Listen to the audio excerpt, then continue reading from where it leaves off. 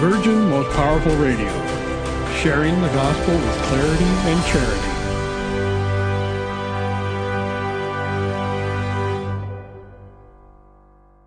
I'm a soldier for Christ. I'm a soldier for Christ. I'm a soldier. No, they'll never take us under, because we're bringing truth like thunder.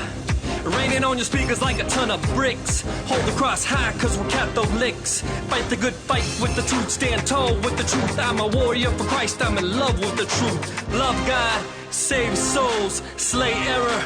Go stronger. Go stronger.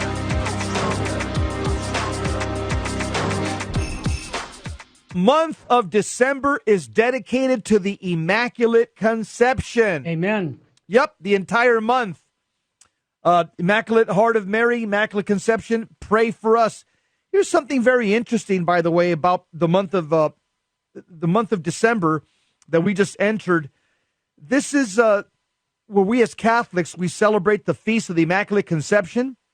Let's not forget that Mary Immaculate was declared the patroness of the United States in 1847. And the Church remembers that great moment when Mary was preserved from original sin. That's what the Immaculate Conception means. This was an age-old belief that was defined by Pope Pius XI in 1854. It's an article of revealed truth that Our Lady was indeed redeemed by Jesus Christ, as we all are.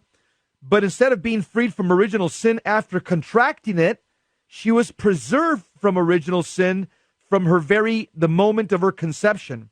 And so Jesus' saving acts, it cuts through and across time and space, and this act of God was most fitting for the mother of the Redeemer, and that's why we as Catholics have this short ejaculation prayer that we say throughout the day. O Mary, conceived without sin, pray for us who have recourse to thee. Well said, Jesse, and this is Advent Sunday. We just had it. I'm going to talk a little bit about that after the Gospel, but we're now reading from the Gospel of Matthew, year 1 for Advent. And Jess, it's Matthew chapter 8, verses 5 to 11. Can you share the good news with our listeners, please? When Jesus entered Capernaum, a centurion approached him. By the way, a centurion, he was in charge of 100 soldiers, right. So he was a team leader. The centurion approached Jesus, and appealed to him, saying, Lord, my servant is lying at home paralyzed, suffering dreadfully. He said to him, I will come and cure him. The centurion said in reply, Lord, I'm not worthy to have you enter under my roof. Only say the word, and my servant will be healed. By the way, those are the words that we say now at Holy Mass, thanks to Pope Benedict XVI, that had to revise the sacred liturgy because it was those words were very redacted, and he gave us the fuller biblical expression now with the revised liturgy. For I too am a man subject to authority, with soldiers subject to me, and I say to one, go, and he goes and he goes, and to another, come here, and he comes, and to my slave, do this, and he does it. But when Jesus heard this, he was amazed and said to those following him, Amen, I say to you, in no one in Israel have I found such faith. I say to you, many will come from the east and the west and will recline with Abraham, Isaac, and Jacob at the banquet in the kingdom of heaven, the gospel of the Lord. Praise to you, Lord Jesus Christ. This is where you already see Jesus starting to put together the Catholic Church, which is what? It's Jews and Gentiles coming under the final and eternal covenant of Jesus Christ. And we see all these encounters that Jesus has with Gentiles, these non-Jews. They're not people of the covenant, and yet they exercise faith. And so Jesus Christ is showing us that the new Israel will be not just the Jewish 6 covenants of the Old Testament, but will be the completed covenant with Jesus Christ, grafting in the Gentiles, making one family of God, what we call the one holy Catholic and Apostolic Church, Jew and Gentile, coexisting together as brothers in Christ. Jesse, you mentioned the verse in the scriptures about only say the word and my soul shall be healed. We say that now in the liturgy. What Jess was referring to before, we said, and I shall be healed. But it's more precise. It's not you. It's your soul that's being healed. So what I would like to suggest is... Yeah, for 40 years we're saying only say the word and I'll be healed. Can I be honest with you, Jess? That's been precise. I'll confess, I never changed. all 40 years. No, it didn't make any sense to me, Jesse. I thought, my soul, because my father, God rest his soul, continued to say that the rest of his life, that my soul shall be healed, because we used to say it that way. And I just kind of find it ironic. But that's a side note, folks. Hey, Jess, before I talk about Fulton Sheen, I just want to mention one of our listeners, James, out in Rochester, New York, now that we're on out in the Stations of the Cross, he says, hey, to the message, the new show, the Terry and Jesse show, it's fantastic. I have had the Holy Spirit touching me about certain parts of my life and reading it correctly. I was wondering, I started listening to these guys and said, hey, they are talking to me. It's amazing. These guys are great. Praise God. Well, any good we do comes from God. We thank him for it. But this is what's happening because we're straight talk Catholicism hits. People like to hear it. Let's bring Fulton Sheen into that room. Full Sheen ahead. Well, Bishop Sheen gave me permission to talk about Advent rather than a quote from him today. So thank you, Bishop Sheen. I can't wait until December 21st on your beatification. We're going to have that viewing at the Sacred Heart Chapel. So if you're in Southern California at 8 a.m., come on down. We're going to have a mass after that and a big party. Jesse, this is Advent season. It's the title. I say, wake up to God's presence. Advent is the season for renewing our awareness of God's presence in our lives, folks. The scripture readings we hear at the beginning of Advent are all about wake up and be alert. There's a reason for that. Jess, you've said this on the radio many times. I think that we've all had this experience of feeling like we're sleepwalking through life. You know, our hands aren't on the wheel. We're doing the same thing over and over again, you know, doing our duty, but carrying it out the same task without thinking much about it. And this is where Advent is for us. It says that even our spiritual life can become a routine, going through the motions, repeating our prayers without really thinking about it. So we need a fresh start, and Advent is that fresh start. Here's what we can do about reading the gospel. Jesse, one of our 5 stones we talk about at the end of the show. We need to read the life of Jesus like it's a letter that he's writing to us personally as his friends, and ask him to speak to you from his word. When we learn to read this way, we feel how close he is to us, and we sense his love and his care. We become aware that he's walking with us on the journey of our life. I say that just because so many people have not gotten that personal encounter with Jesus Christ. Folks, if Jesus stopped thinking about you, you'd cease to exist. So I want to renew that commitment, myself, you, and our listener, to renew your living in the presence of God is the key to Advent and to the years of our life. We've got to remember to keep that fresh start and the church builds on this season of Advent to give us a kind of a wake-up call to help us restore the sense of wonder and awe we should have about our lives. Amen. And you know, Advent means coming. Yep. Okay? C-O-M-I-N-G. It also means presence. Mm-hmm. You know, P-R-E-S-E-N-C-E. Right. But Jesus Christ, for us as Catholics, we're blessed because for a non-Catholic, Jesus Christ, his first Advent was 2,000 years ago, and he was the baby born in Bethlehem. Yeah. The second coming will be at the end of time, when Jesus Christ comes to judge the living and the dead in power and glory. But for Catholics, we have a special blessing because Jesus comes to us every day sacramentally. So every day there's a sacramental Advent at the Catholic Mass. So Jesus Christ came in the first Advent as the baby in Bethlehem. He came in history.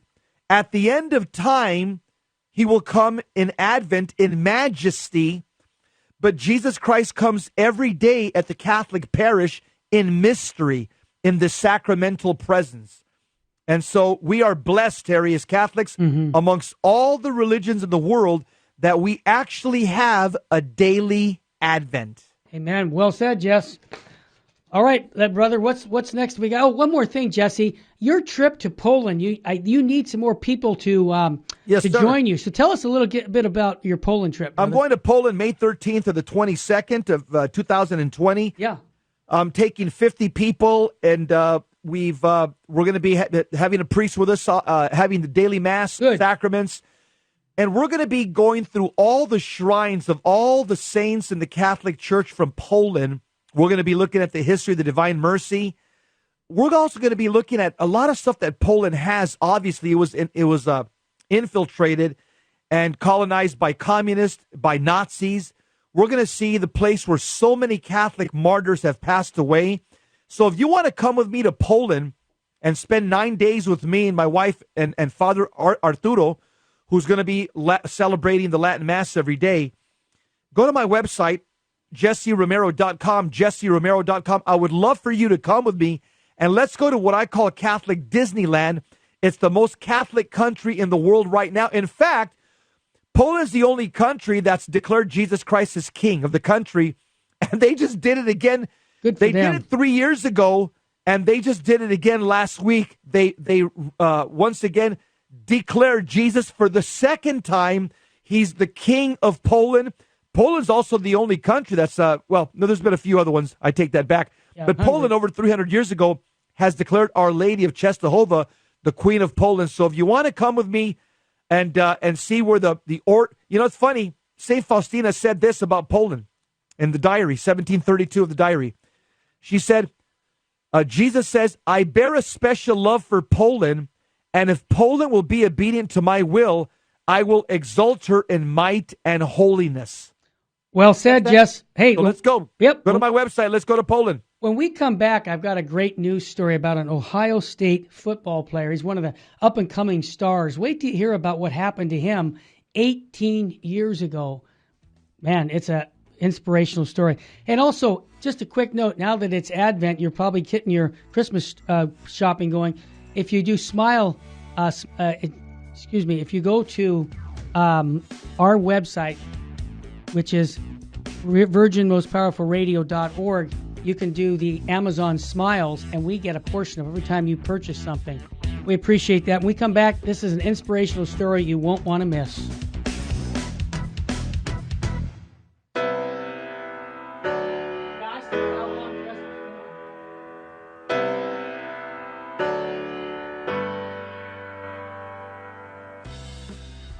Brothers and sisters in Christ, this is Jesse Romero. Join me on a pilgrimage of faith and discovery to Poland for the 100th year anniversary of the birth of St. John Paul II in May of 2020. Together we'll experience the faith, beauty, and culture of Poland and become imbibed with the spirit of John Paul II. We'll visit the town of Wadowice, where John Paul was born, and the city of Krakow, where he was ordained and later became bishop.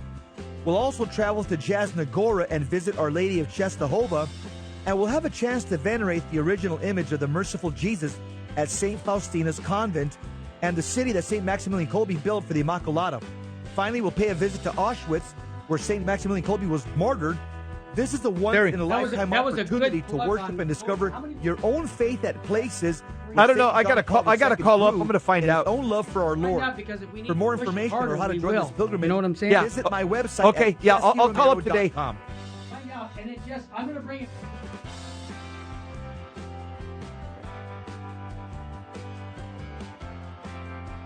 Jesus said to the apostles in Luke chapter 10, "Whoever listens to you listens to me, and whoever rejects you rejects me."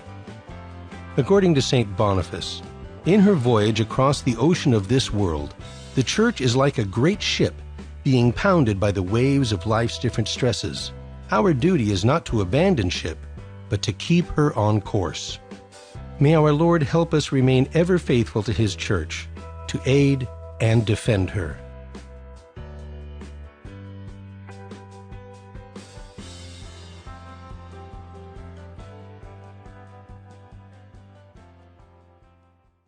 Buying or selling your home or your business property? This is Terry Barber. Real Estate for Life underwrites the Terry and Jesse Show. And they can connect you to one of 900 pro-life real estate agents around the world. And when they receive their referral fee, they will give 80% of it to a pro-life organization. Wow! That's 80%! realestateforlife.org, 877-LIFE-US1.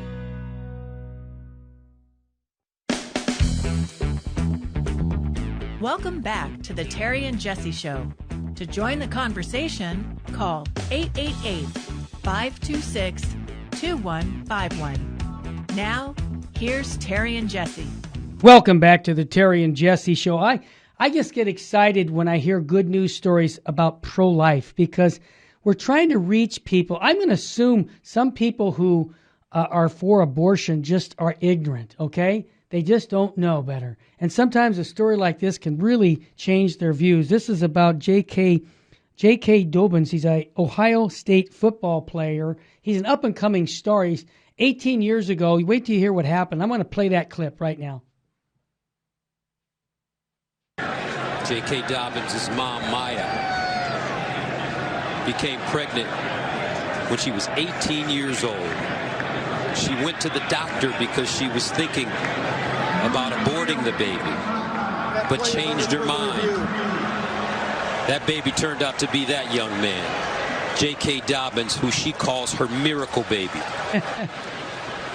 I love it, Jess. And you know what's so amazing? This guy's just tearing up the league. I mean, he's like amazing. And just think, how many babies have been aborted, you know, where they could have been scientists? Who knows what they would have been in this world? And I just say this with a humble spirit to our people who are for abortion. Think that one through. Think about yourself. What would happen if your mother decided to abort you? Have you thought about that? Because when I hear stories like this, it inspires me to say, be pro-life. Your mom was. That's right. And Terry, that's inspirational. Yeah. I love it. I love when I hear good things that are happening in our country and in society. And Jesse, that was announced at a football game with millions of listeners. Okay, we couldn't have bought that time on advertising to get that message across.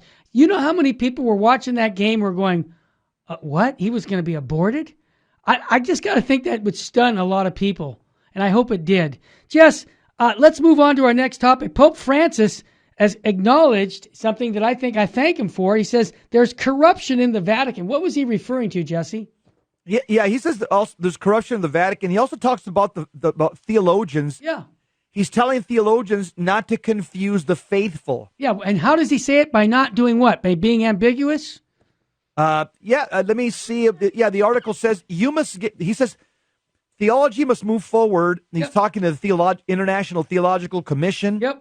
He says theologians must explore and debate disputed questions, at times even taking risks with what they propose, but those discussions should take place within the academy so as not to confuse the faithful. Yep. He says theology must move forward. It must face things that are not clear and take risks in discussions. However, this is among theologians. He says you must give solid food of the faith to the people of God, not feed the people of God disputed questions. There's a little bit of confusion in my understanding because the Pope is saying that theologians need to give us solid food, but then he said that theology must move forward. And in my understanding, Terry, here's the way I'm a simple guy. Yeah. I get it that we have to move forward on some things like technology, cell phones, computers. Sure. I get it that we have to progress, or I'll use the word progressive. Better cars, better microwaves. I get that. I'm all for progressing in certain areas. You know what I'm saying? Mm-hmm. Better, better washing machines, better. But when it comes to what God has revealed, I don't think you can progress from like what God has said about marriage, God has said about fecundity, about family life, what God has said about, for morality. So for me, this statement is still kind of confusing because I don't know how theology must move forward, because theology comes from God, and God has spoken through his Son, Jesus Christ, and his Son gave us a Catholic Church. And just like God is immutable, God doesn't change. The church's teachings don't change either with the passing of time. So I'm a little bit confused as I read that article. Well, I'm not, and I'll tell you why. I read the Ratzinger report back in 1985, and he dealt with that very same subject. And Pope Benedict XVI, when he was Cardinal Ratzinger, said the same thing, that we theologians should not be discussing controversial topics of theology in the public's eye, because we could make them lose their faith, just what Pope Francis is saying. So I would say this, that when we study our faith and we understand whether it's the Immaculate Conception this month and we have a fuller understanding as St. Maximilian Kolbe comes with theological discussions and we can better understand the mysteries of the faith, I'm all for that. But what the problem is you get people like the German bishop, sorry to name them, but they come out and say, hey, we got a better idea. We're going to change it because we're going to bring confusion in to try and get it across that, hey, like for example, and I know this is politically incorrect, Jess, but I'm going to say it anyway. Marriage, okay? A second marriage, if you go into a so-called second marriage, this is divine teaching of Christ, that there's an indissolubility of marriage. So what Pope Francis is saying, I agree. I just wish that all of our hierarchy would practice that. And I'm sorry to say it with all due respect, Jesse, the Holy Father, implement this, what you're saying, because when you bring up things about the second marriage, that you can receive Holy Communion, that's going against the perennial teachings of the Church. St. John Paul II wrote about it not that long ago, and, that's confusing people. I'll tell you how confusing, Jesse. I do a lot of phone consultation with people. And you do too, but I give my cell number out on the radio, 661-972-7872. Yes! Why do we think I'm so busy? And you know what men tell me, Jess? Hey, dude, let me ask you a question. I'm having problems with my wife, and I met another girl. She's cute, much cuter than my wife, and I can still be Catholic and go to Holy Communion. Is that what the Holy Father's saying? I said, no, time out, dude. Don't be taking the easy way out. I said, no, marriage is between a woman and a man for fecundity, bringing forth children, and the unity. You can't get a divorce and then decide you get married again and still be receiving the sacraments of Holy Communion. That's not what the Church teaches. But you see, by having that discussion out public, it's confusing people. So I agree that the Pope is making a very clear statement that Benedict said when he was Ratzinger, and I would just like it to be implemented. I like the one statement where it says, good theology is born and grows on one's knees. That's the way many of the scholastics and church fathers would do theology. They would do it prayerfully. So that's a very good statement right there.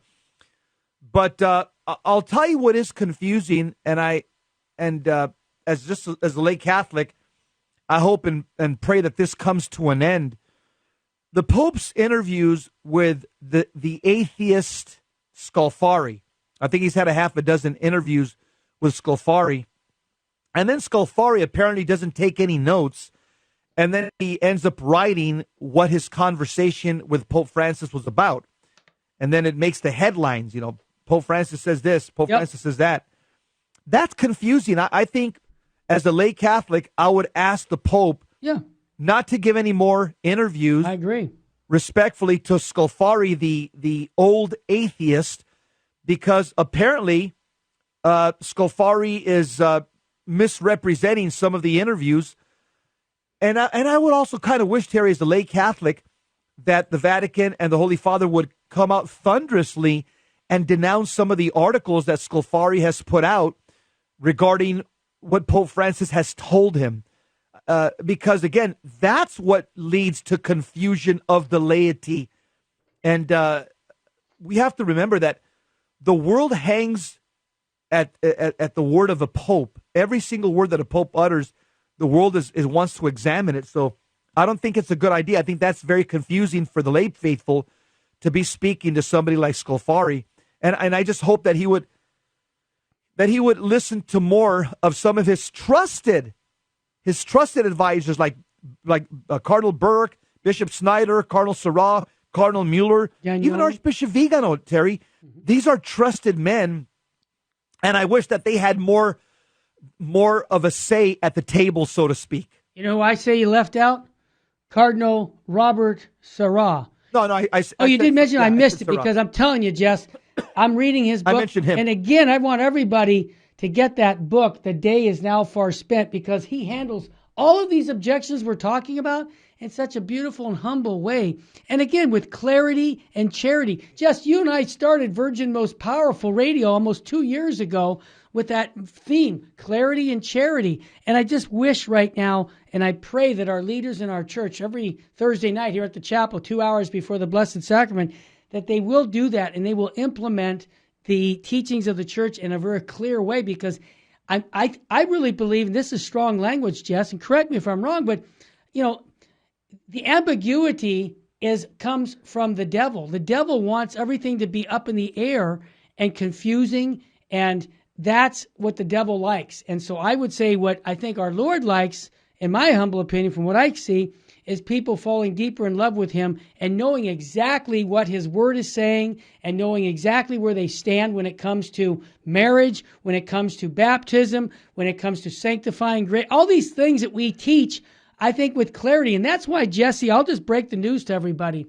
We're going to talk later in the hour about some of the basic teachings of the church, because we feel so strong that it needs to be taught. Fundamentals on the faith are probably key right now in this confusing time. Terry, and I'm glad that Pope Francis has admitted that there's corruption in the Vatican bank. Of course. Big time. And Taylor Marshall did a good job on this in his book, Infiltration. He shows the trajectory of the financial corruption in the Vatican bank since Pope Paul VI. Yeah, it goes way back. And in fact, I think the last couple of popes have been trying to rein in this mess. And this is one of the reasons, according to VatiLeaks, this is one of the reasons that Pope Benedict ended up resigning. Yep. He resigned as a result of he saw the widespread homosexual heresy within the church and also the Vatican bank corruption, which he was trying to clean up with Cardinal Pell, but he didn't finish off what he started. And this is, I think, why Pope Benedict, he had mentioned something very prophetic. When he renounced his papacy. Yes. He also mentioned, Terry, that there was wolves within the church. I remember that too. Yep. He mentioned that statement there was wolves within the church. And I think Pope Francis is starting to see that there's some wolves within the church, and a lot of them are involved in this financial corruption that, again, has been going on since the last four popes. And I hate to say it, Jesse, but wherever there's financial corruption, there's immoral corruption too. And they go together. They go together, bro. Wow. Yeah. And that's why we want you, our listener, to be praying for Holy Mother of the Church. I had a person ask me the other day, they said, man, look at the corruption of the church. Why would I want to be a Catholic? I'll tell you why. Because it's true. Don't be affected by bad example. If your bishop isn't a saint, then you be a saint. And that's why Jesse and I call each and every day to sanctity. That's what we tell you, because even in spite of bad example in the church, we hear all kinds of things going on. But you know what? We know it's the truth, and we know that's what sets us free. So let's redouble our efforts to become the best saint we can be. Yeah, the church has a divine aspect to it and a human aspect. You got it. The human aspect, that's us. We're sinners. The divine aspect, that's Jesus and his holy doctrines. That's perfect. We'll be back. Terry. You got it. Talking about God's will. You got it. Yep, God's will. You got it.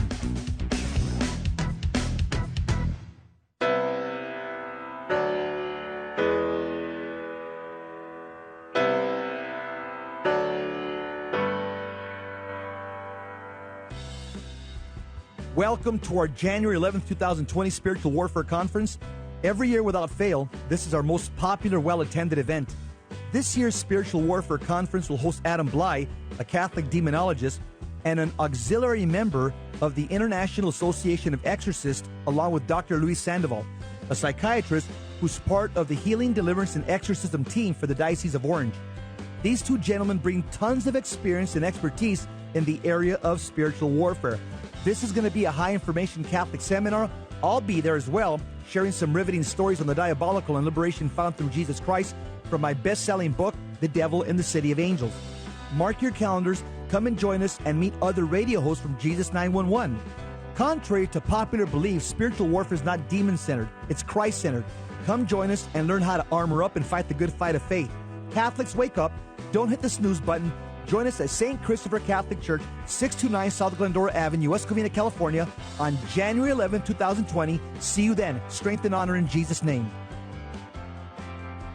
This is Terry Barber. I want to thank you for supporting Virgin Most Powerful Radio. And here's an easy way to support us by going to smile.amazon.com and type in Catholic Resource Center or Virgin Most Powerful Radio. And when you log in your Amazon account and you purchase products, a portion of it will go right back in supporting Virgin Most Powerful Radio. And it doesn't cost you a dime. I want to thank you ahead of time because that supports us year-round. May God bless you and your family.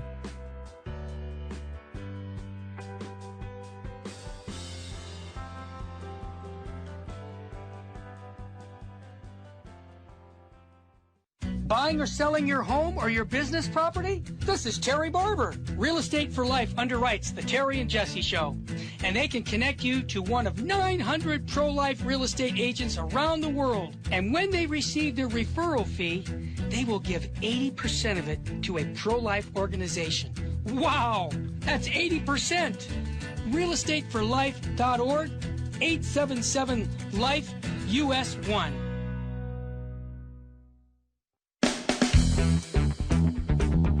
Welcome back to the Terry and Jesse Show. To join the conversation, call 888-526-2151. Now, here's Terry and Jesse. Here's a recurring question that we get on the Terry and Jesse Show, and it's a question on free will. Free will and God's will. So the question goes like this. Okay, somebody says, I got something that's gnawing at me. I've always been frustrated because I can't defend myself against questioners. Says, I'm a 21-year-old college student, and one of my friends was just killed in a car crash. He was just about the best person I knew, and some people chalked it up as God's will. But it seems that people only attribute God's will to bad things that happen to good people. I have had philosophy professors say that if God is all-knowing, he would have prevented bad things from occurring. If he did not prevent it and knew someone would die, he is malevolent. If he could not stop it, he's not all-powerful. If he didn't know, he would obviously not be omniscient. As all good, I cannot believe God would will my friend to get killed. But that leaves me in a bit of a theological quandary. So the question is God not in control? I get more and more confused every time I think about this. Please help. God bless him. Good, yeah, Terry, good question. We have that so many years, that question has been... And it comes up, and it'll always come up until the end of time, because you got new young people coming up. That's right. So there's a distinction that'll be helpful when it comes to understanding God's will. Okay? Yep.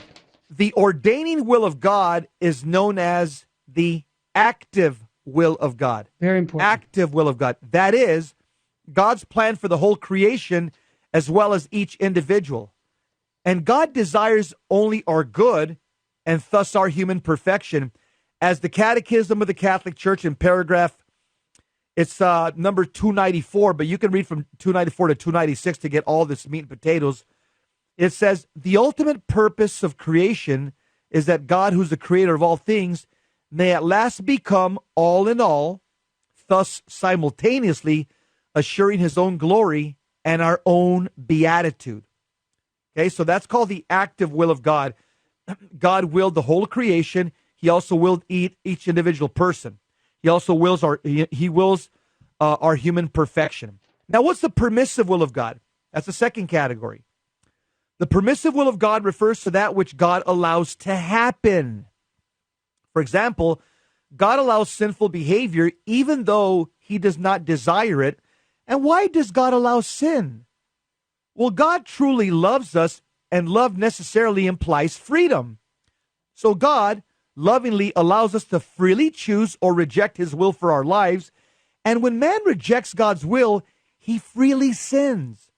And God permits such sin, and as a consequence of the freedom he gave man, but he would never ordain such sin.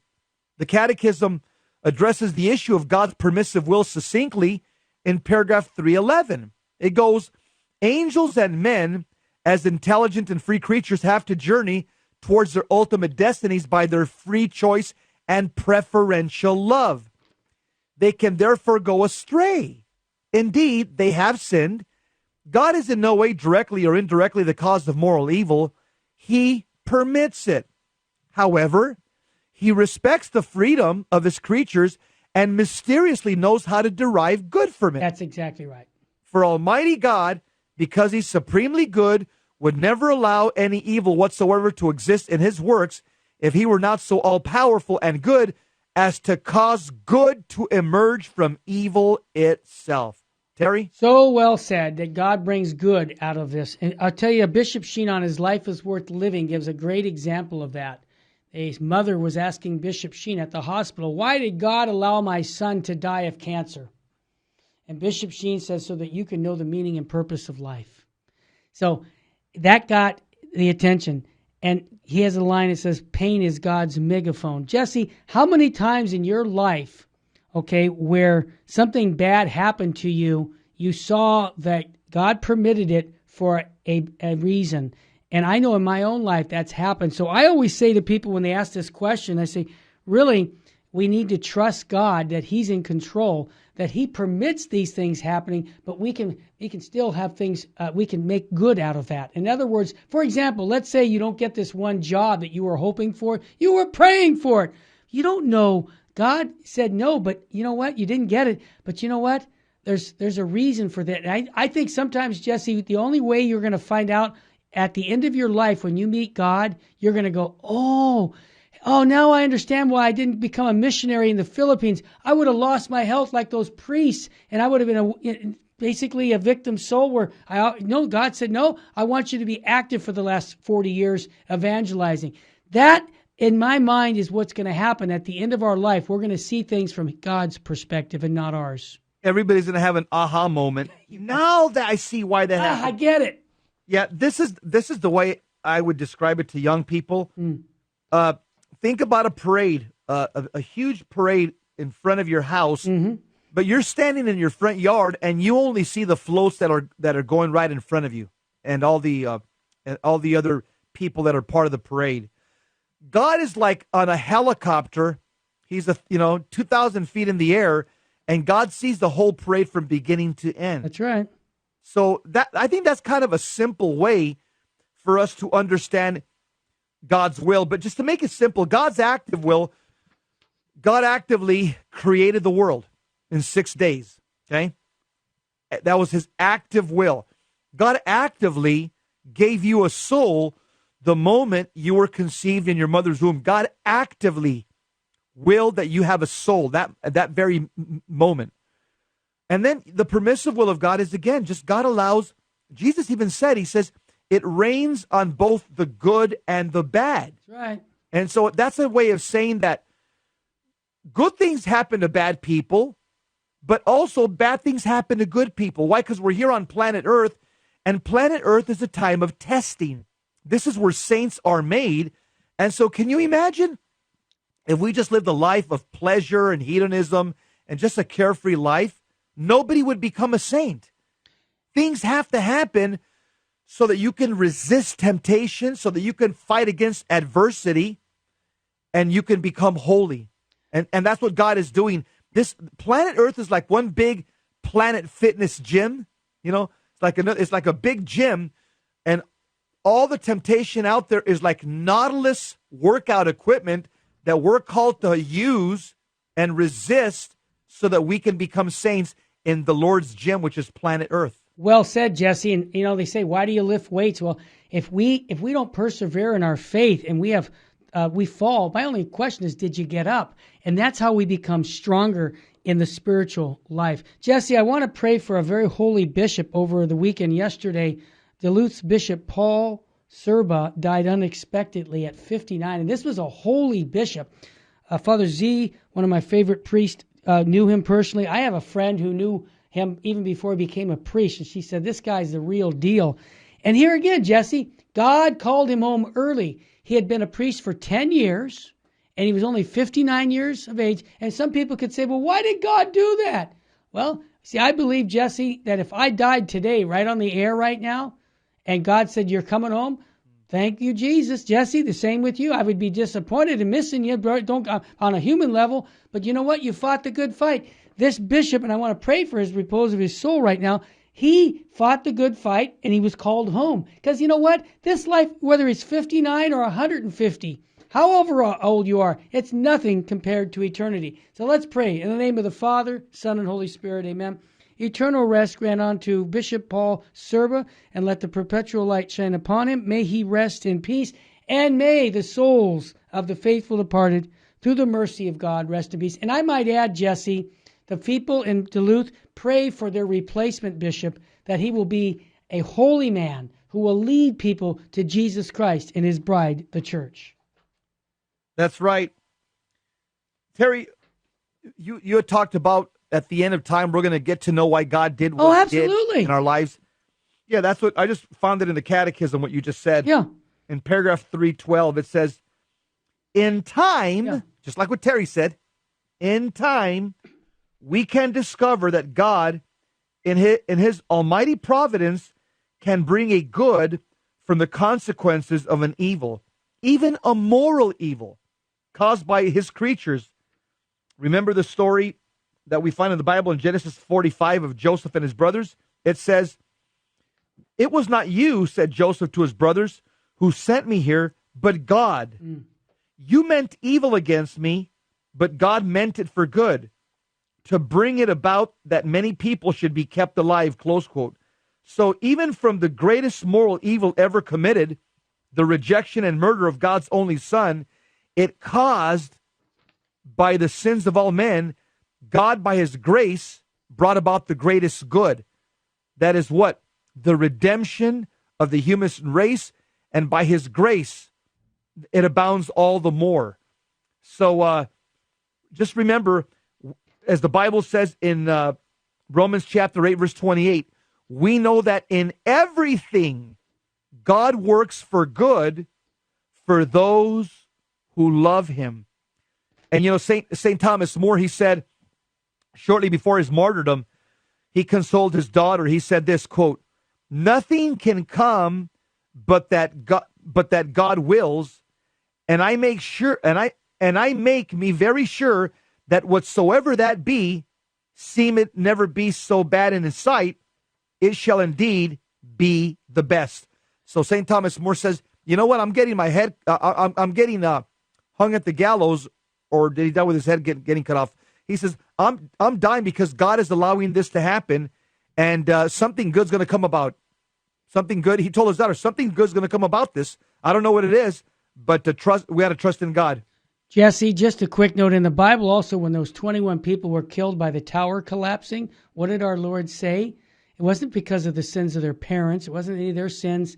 These things happen. So, you see, God permits these things for a greater good. Jess, I want to remind everybody, this is the year end. If you want to make a donation to Virgin Most Powerful, call me at 877-526-2151. It's tax deductible. Hey, when we come back, we're going to have an interesting question. The difference, can you explain the difference between sanctifying and sacramental and actual grace? These are fundamental teachings. What? Can't? Well, you will after we come back. Get yourself a cup of coffee. We'll be right back.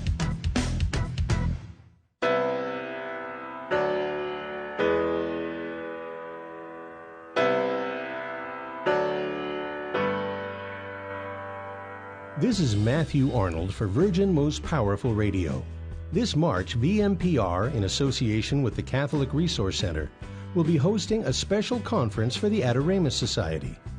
Adoramus at the Triduum, a conference on the spirituality of the Triduum liturgies, featuring Father Joseph Fessio, Dr. Anthony Lillis, and Christopher Karstens, addressing such topics as developing a liturgical spirituality, the spirituality of Holy Thursday, the spirituality of Good Friday, and the spirituality of the Paschal Vigil and Easter season. It all takes place March 14th, 2020 at the historic Sacred Heart Chapel at 381 West Center Street, Covina, California, 91723.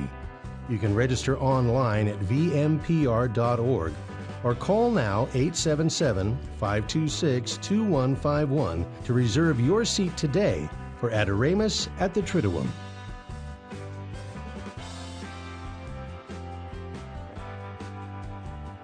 Genesis 1:27 says, God created man in his own image. Male and female he created them. According to Pope St. John XXIII, it is not true that some human beings are by nature superior and others inferior. All human beings are equal in their natural dignity. May God help us to look upon everyone as a person created in His image and likeness, and treat everyone the same without favoritism or prejudice.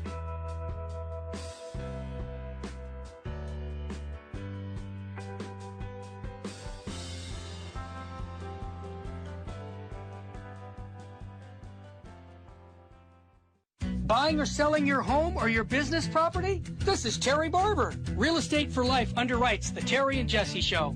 And they can connect you to one of 900 pro-life real estate agents around the world. And when they receive their referral fee, they will give 80% of it to a pro-life organization. Wow! That's 80%! realestateforlife.org, 877-LIFE-US1.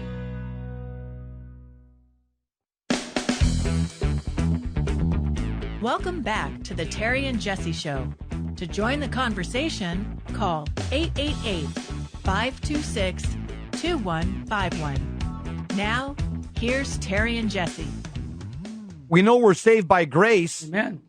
And Protestants, Terry, that's one of the things that the Reformation, they don't have a good understanding of grace. Nope.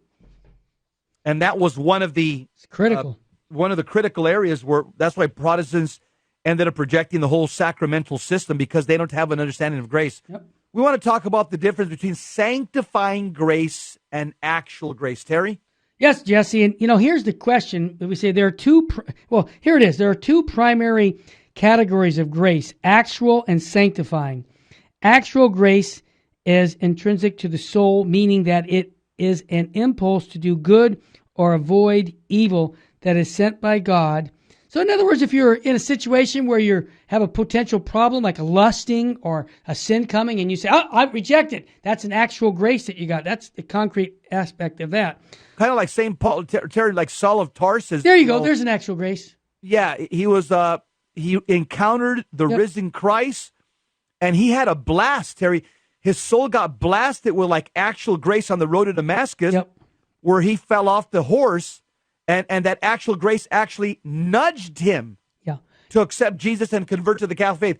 That was not sanctifying. That's actual grace.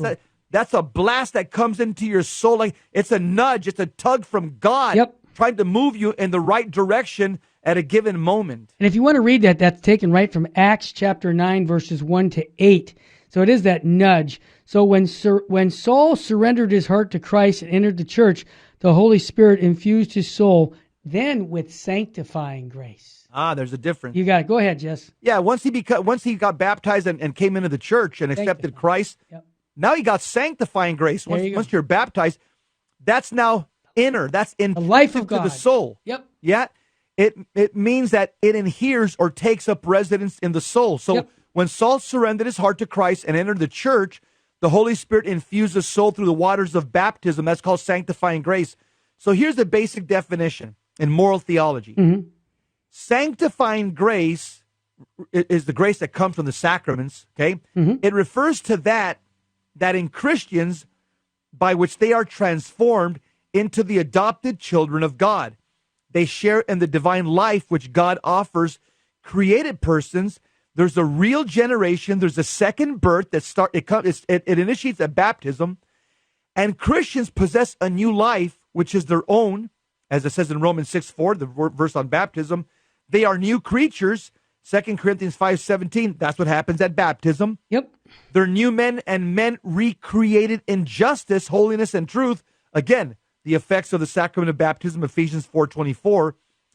And the new life is grace because it is a divine gift. It's sanctifying because it really transforms a person with the holiness of divine life. That's why Catholics have an advantage, Terry, because only Catholics and the Orthodox are the only ones that receive sanctifying grace through the seven sacraments. And Jesse, being on the spiritual warfare side, when you have sanctifying grace in your soul, the devil can't touch you. Is that a fair statement, brother? Yep, that's what all exorcists teach. That's normative teaching from exorcists. That if when a person is in a state of grace, you are protected from the diabolical. Now, it doesn't mean you're not going to get tempted and harassed, but you're not going to get possessed or obsessed or oppressed. Right. Now, Terry, now we have what's called actual Expression. grace. Yeah. Oh, yeah. Okay? This is good. Actual grace. And that's like Saul of Tarsus to St. Paul. Actual grace is the common element lies in the fact that the various realities referred to move people to act in ways which positively contribute to God's redemptive work. Mm-hmm. Thus, actual grace can refer to God's causality. In other words, God gives you the grace for you to move in a certain direction of goodness, insofar as God brings sinners to conversion and causes the good deeds of the saints. It can refer specifically to the work of the Holy Spirit in Christians, helping them in their weakness and nourishing their holiness. Sometimes grace, in the sense of actual grace, refers to created entities conducive to anyone's salvation or the good of the church. Created entities. I'll give you an example. You have the blessed miraculous medal around your neck. You're on the verge of clicking on some porn site. Nobody's around. You're in front of your computer. And all of a sudden, as you're tempted to click, all of a sudden, you see that miraculous medal dangling from around your neck. And you're convicted. You're saying, I can't do this. I belong to Our Lady. I belong to Jesus. I'm wearing something holy around my neck. So all of a sudden, guess what? That sacramental, it gives you a pious thought. And it gives you now this actual grace at the moment to say, nope, I'm turning away. And you hit the X and you don't open up on it and you move on and say a little prayer to God of thanksgiving. That's actual grace. This is why it's important to wear sacramentals, to pray in the morning, and to make the sign. Making the sign of the cross is another sacramental.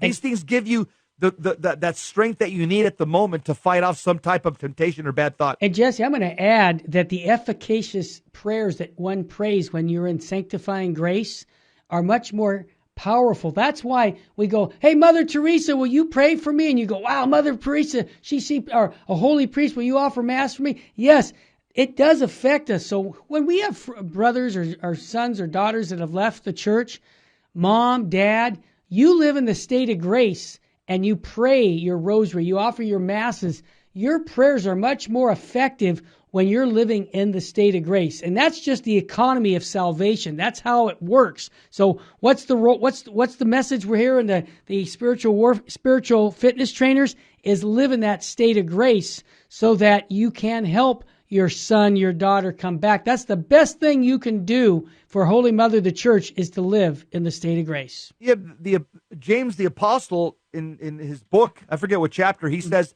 the prayers of a righteous man, chapter 5, chapter 5, he says, the prayers of a righteous man have much power. That's right. And so what's he talking about? He's talking about those people that live in a state of grace, that have sanctifying grace, that live in a right relationship with God. When you pray for somebody, your prayers are much more powerful. That's why we seek holy men and women to pray for us like the communion of saints. Got it. Because we know they're perfected in grace. They're living in perfect sanctifying grace, and we know that their prayers, like the Bible says, have much power, and that's why as Catholics, we go to God, but we also call God's dream team or God's family in heaven, which are the communion of saints. Well said. Hey, Jesse, that's why here at the Terry and Jesse Show, we call our spiritual fitness trainers, because we have only one goal in our life, to get to heaven. So we want to pull as many souls as possible to heaven, especially our wives, that's number one, and our children. So we have a hierarchy of responsibilities, and you are our family, our radio family. Right. And Jess and I pray for you every day. You know what? I have to meet God first in the Blessed Sacrament, like Mother Teresa says, through Mass and adoration. And then I meet you, our listener on the radio, because I can't bring the love of God to you without first receiving it from Him, Jesus Christ. Amen. Just a quick difference between sanctifying and actual grace, a quick synopsis. And the Catechism gives a good synopsis in paragraph 2000. Sanctifying grace is defined as an habitual supernatural gift that perfects the soul itself, enabling the soul to live with God and to act by His love. So It is the grace that justifies or saves us. Sanctifying grace is the grace that justifies or saves us. And that's what the Catechism means by habitual. It's the gift that's stable, it's permanent. That is on condition that we don't forfeit the gift of sanctifying grace by committing a mortal sin. Mortal sin will eradicate the state of being in a state of grace. So sanctifying grace is distinguished from actual grace, which the Catechism identifies as God's intervention. Okay? Actual grace is God intervening. Whether at the beginning of your conversion or in the course of your conversion, as God is making you holier, God intervenes by moments of actual grace. So in short, sanctifying grace is God's permanent gift, God the Trinity living in your soul, and that properly disposes us to love God and our neighbor. And actual grace is God's temporary intervention, like Jesus 911, where God comes at a moment that we need him with actual grace to prompt us to collaborate with him as we continue to grow in holiness. And the answer to living in the state of the grace is go to confession on a regular basis. Pray the rosary. We talk about the 5 stones of David. Fast on Fridays. And like Jess says, if you want to do old school, on Wednesdays also. Pray your rosary. Go to Mass as often as you can. Get the confession. Read your Bible every day. This is really a spiritual fitness training recipe for you to live in the state of grace. So that, last time I looked, Jesse, only saints get to heaven. And we're all called to be saints. I know that sounds like, well, I just me, a saint? Yes! And how do you do it?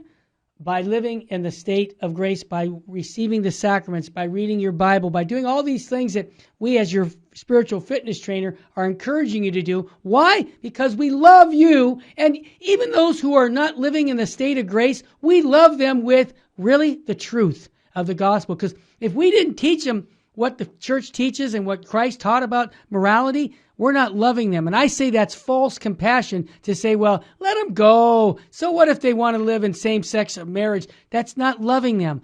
Loving them is giving them the truth of what Jesus Christ taught in regards to moral teachings that he's given to us as perennial teachings of the church. That's what we are to do here at Virgin Most Powerful. We hope and pray that many conversions will come through the grace of God.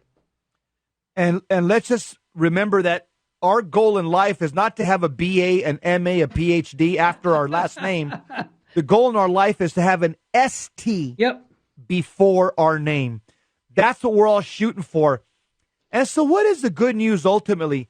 The good news is that man doesn't have to suffer an eternity without God. Why? Because God himself provided himself as the Savior of the world. He became one of us. And so those of us who abide with Jesus, you're not going to be damned at the end. And the heart of the good news is that salvation can be won by anybody. You have to abide with Jesus, as he says in John. Abide with me. And God loves us unconditionally.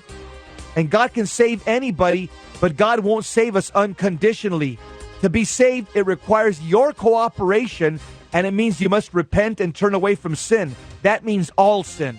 The only value in saying yes to Jesus is you have the freedom to say no. Free will. That's what we have here on this planet.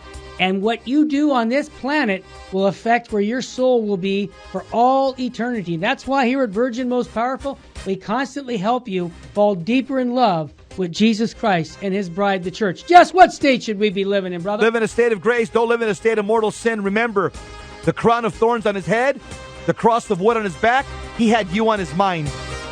God love you. Full Sheen ahead. Saint Faustina's Prayer for Priests. O my Jesus, I beg thee on behalf of the whole Church, grant it love and the light of thy Spirit, and give power to the words of priests, so that hardened hearts might be brought to repentance and return to thee, O Lord. Lord, give us holy priests. Thou thyself maintain them in holiness. O divine and great High Priest, may the power of thy mercy accompany them everywhere, and protect them from the devil's traps and snares, which are continually being set for the souls of priests.